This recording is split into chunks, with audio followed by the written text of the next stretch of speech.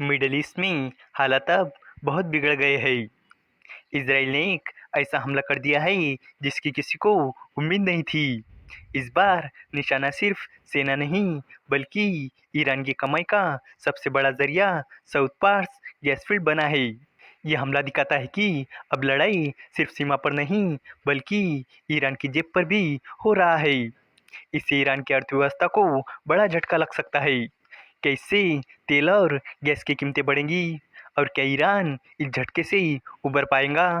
तो चलिए इस अपडेट को डिटेल में जानते हैं। लेकिन आगे बढ़ने से पहले एक रिक्वेस्ट है कि जो भी लोग इस चैनल पर नए हैं वो हमारे चैनल को सब्सक्राइब ज़रूर करें। इस काम के लिए कोई पैसे नहीं लगते हैं बल्कि इससे हमें मोटिवेशन मिलता है। तो चलिए आगे बढ़ते हैं। इसराइल के हमले में दुनिया के सबसे बड़े गैस फील्ड साउथ पार्स को नुकसान पहुंचा है और इससे पूरी तरह उत्पादन बंद हो गया है। इससे रोजाना 1.2 करोड़ क्यूबिक मीटर गैस का उत्पादन होता है। ये पहली बार है जब इसराइल ने ईरान के तेल और गैस के इंफ्रास्ट्रक्चर पर हमला किया है। इससे साफ है कि इसराइल अब ईरान की अर्थव्यवस्था को नुकसान पहुंचाने की कोशिश कर रहा है। इससे दुनिया में तेल और गैस की कीमत में भारी उछाल आ सकता है। जेपी मॉर्गन का कहना है कि अगर ये लड़ाई लंबी चलती है तो इससे कच्चे तेल की कीमत $120 प्रति बैरल तक पहुंच सकती है। साउथ पार्स गैस फील्ड एक बहुत बड़ी गैस की जगह है जो ईरान के साउथ बुशेर इलाके में समंदर के नीचे है। ये पारस की खाड़ी तक फैला हुआ है जहाँ ईरान और कतर की सीमाएं मिलती है। इसका जो हिस्सा कतर में आता है उसे नॉर्थ फील्ड कहते हैं। ये दुनिया को बहुत ज़्यादा एलएनजी सप्लाई करता है। ईरान के पास जितनी गैस है उसका लगभग आधा हिस्सा यहीं पर है। साथ ही ईरान जितनी गैस बनाता है उसका 66% हिस्सा भी यहीं से आता है। अमेरिका और रूस के बाद ईरान दुनिया का तीसरा सबसे बड़ा गैस उत्पादक देश है। ये देश हर साल लगभग 275 बिलियन क्यूबिक मीटर गैस बनाता है जो दुनिया की सप्लाई का 6.5% है। इंटरनेशनल सैंक्शन की वजह से ईरान की ज़्यादातर गैस देश के अंदर ही इस्तेमाल होती है। ईरान इस गैस से अपने घरों को गर्म रखता है, कारखानों को चलाता है और अपनी अर्थव्यवस्था को बनाए रखता है।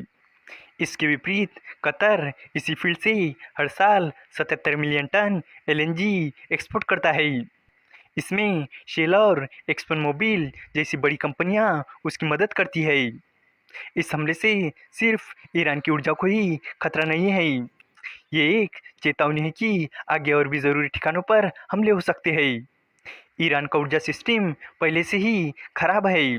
देश में बिजली की भारी कमी है जिससे लोगों की ज़िंदगी और उद्योग बुरी तरह प्रभावित है।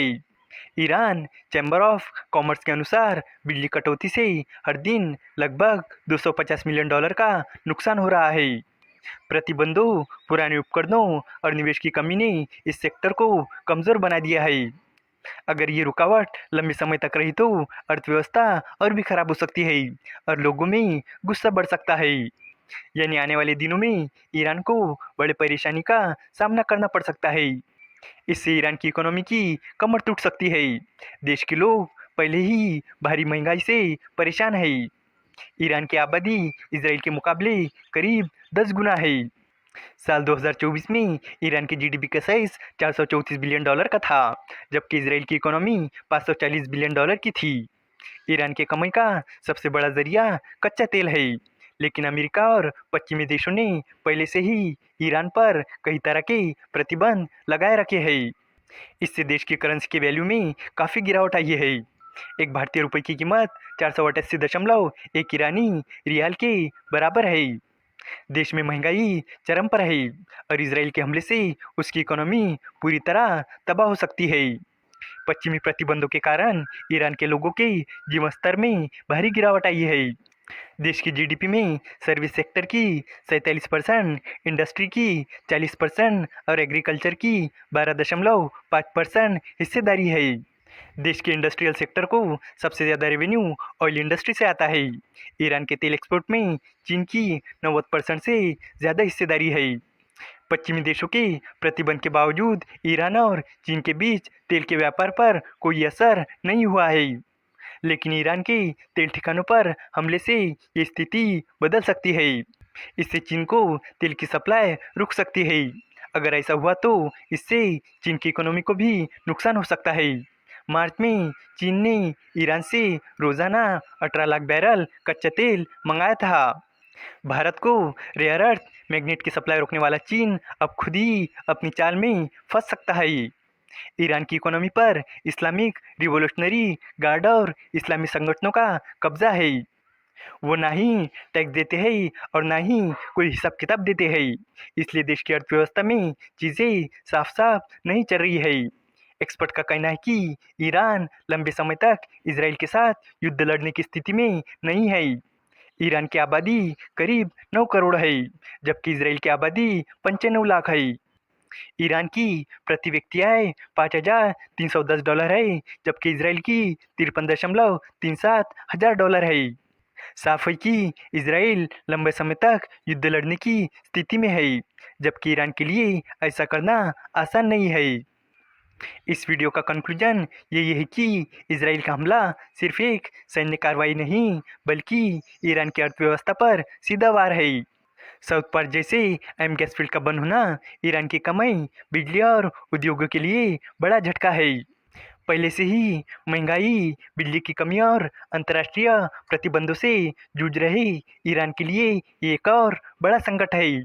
अगर ये टकराव आगे बढ़ा तो सिर्फ ईरान ही नहीं, पूरी दुनिया की तेल और गैस की सप्लाई पर असर पड़ेगा। उम्मीद है कि आपको ये जानकारी पसंद आई होंगी और भी इसी तरह के इन्फॉर्मेटिव वीडियोस के लिए हमारे चैनल को सब्सक्राइब करें। धन्यवाद।